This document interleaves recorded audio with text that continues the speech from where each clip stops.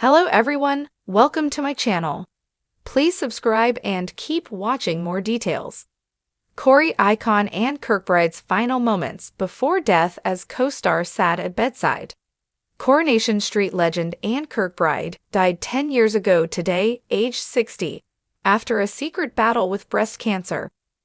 Following her diagnosis the previous autumn, the actress, who portrayed Deirdre Barlow for 42 years, saw her health drastically deteriorate and suffered a stroke shortly before her death.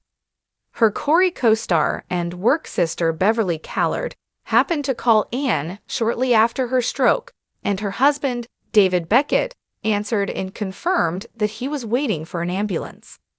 The Liz McDonald actress and her husband, John McEwen, rushed to Salford Royal Hospital, where they met Anne and David as she was being taken into A&E.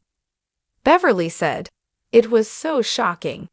I'd seen her on the Friday, just 2 days before, and I knew things were serious, but I wasn't prepared for this change in her.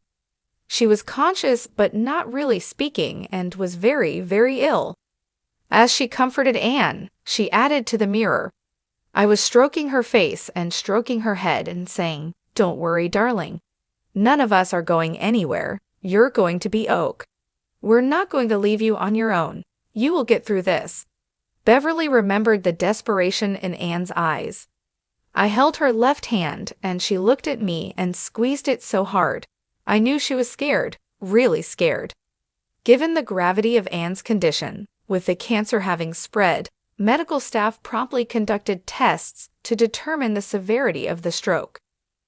Beverly accompanied Anne into one of the scanning rooms, explaining, "She couldn't speak very well, but I could see she was panicking, so I just kept saying, 'It's OK. I'm not going anywhere.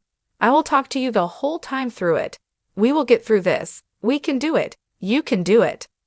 Afterwards, Anne was taken to a room where David, Beverly, and John were waiting at her bedside. Doctors said that the actress had around 24 hours to live.